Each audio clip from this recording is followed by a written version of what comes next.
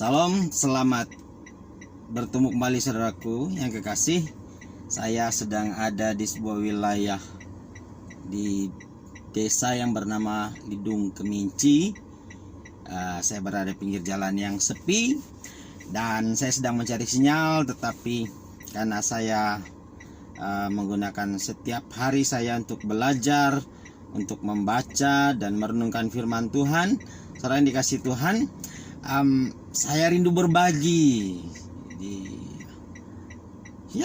Salah satu dosen saya sekarang sudah akan pensiun. Dia berkata, pakailah setiap hari seolah ini hari terakhir.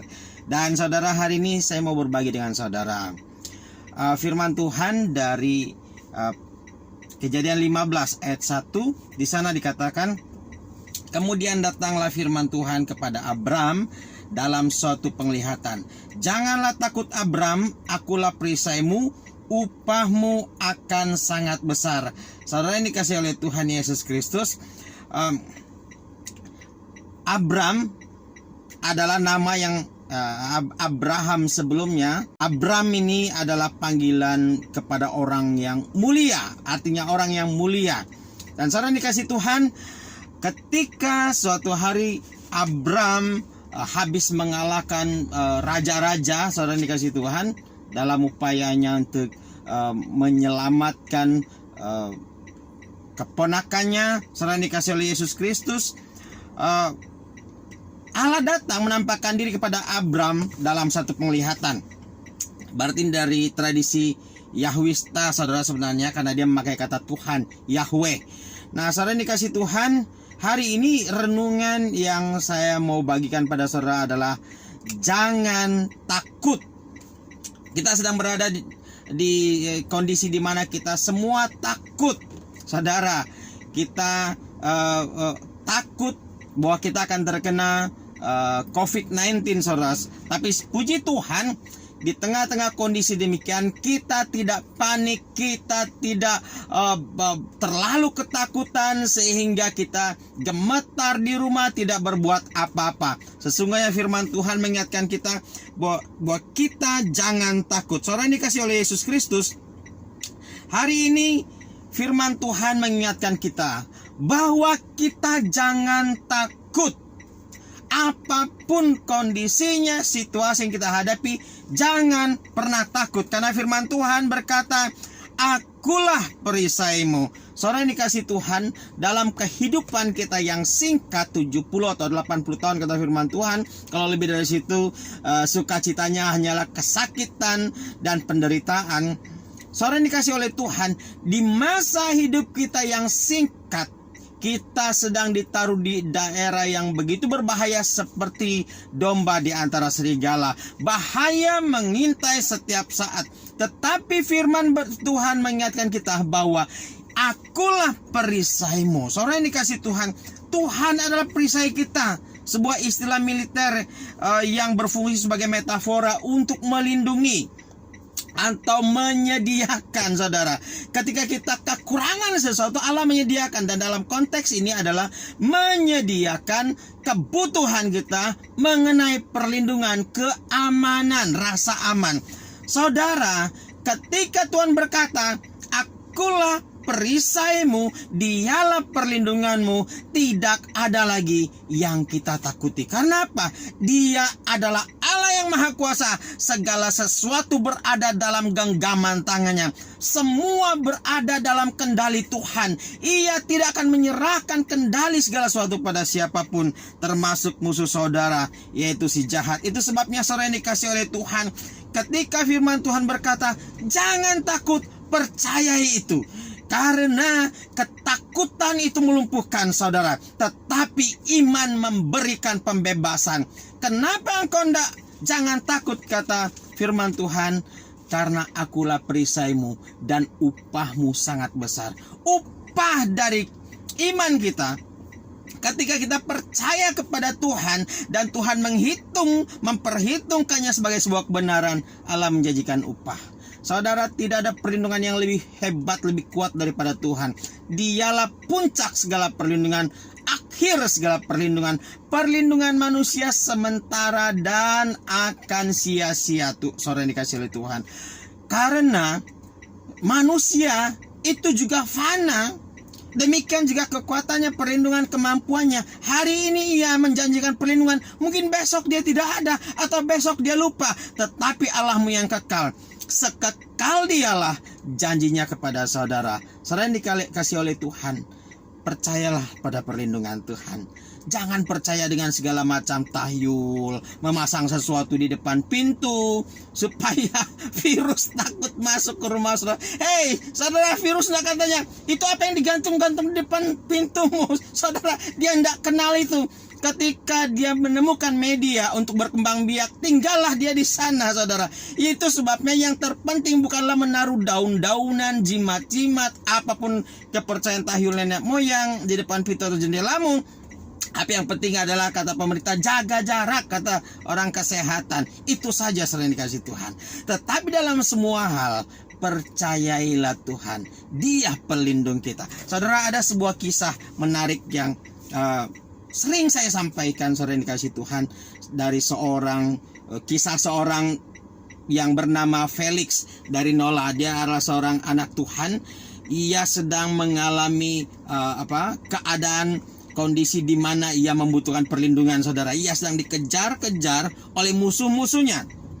Kemudian dia berseru kepada Tuhan, minta pertolongan. Dia berkata, Tuhan, lindungi aku. Dan kemudian selain dikasih Tuhan, dia berlari berlindung di sebuah gua. Gua biasa yang diketahui oleh orang-orang di sana. Orang yang setiap orang tahu bahwa ada gua di sana, saudara. Tapi Felix, saudara yang dikasih Tuhan, ketika dia berseru pada Tuhan, dia masuk ke dalam gua yang biasa dan diketahui oleh semua orang. Tapi apa yang terjadi, saudara? Sesaat setelah ia masuk, saudara yang dikasih oleh Tuhan, seekor laba-laba mulai menenun jaring, saudara, sarangnya di mulut gua. Seekor saja, saudara.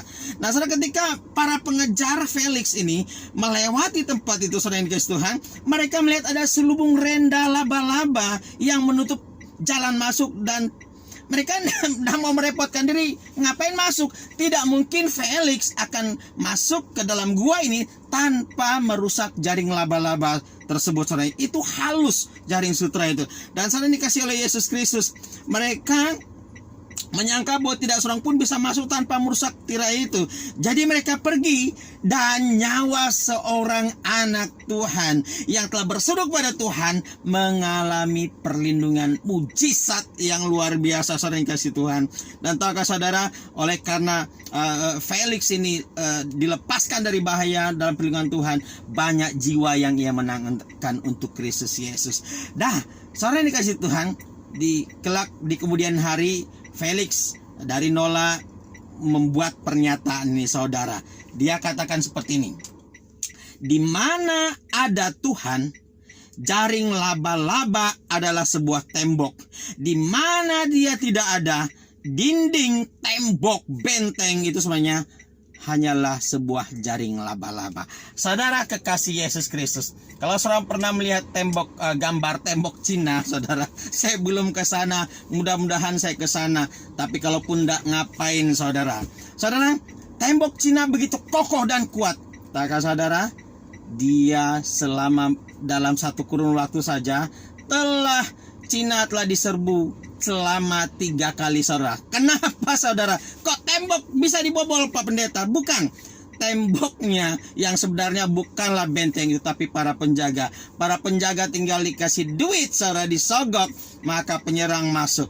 Saudara dikasih Tuhan, manusia tanpa integritas adalah jaring yang rusak, adalah tembok yang bobol. Saudara, kalau saudara mengingat kisah Raja Babel, saudara yang dikasih Tuhan, suatu hari dia melihat tulisan di dinding Mene Tekel Ufarsin. Saudara, dia sebenarnya diperingatkan ada penyerang. Saudara, dia sedang diserang, tapi dia merasa aman di balik tembok. Ada penafsir berkata tembok kota Babel itu itu bisa dilalui 6 kereta kuda. Bayangin saudara, itu sekitar tebalnya tembok adalah 10 meter, saudara dikasih Tuhan.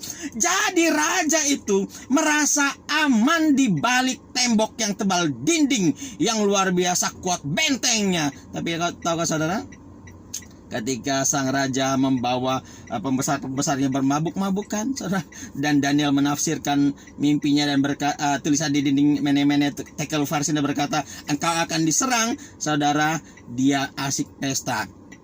Dan malam itu saudara, Darius, pamannya dari Kores, raja Persia, media Persia, saudara dikasih Tuhan, masuk lewat saluran air yang kering. Dan ketika pasukan khususnya yang duluan masuk lewat itu membuka pintu gerbang, tentara Darius masuk dan menghancurkan Babel, saudara yang dikasih oleh Tuhan. Nah, itu sebabnya saudara dikasih Tuhan, kalau hari ini engkau dalam keadaan takut, engkau dalam keadaan khawatir, jangan bersandar kepada hal-hal yang fana. Oh, kita harus buat persiapan sebagai tanda iman kita kepada Tuhan.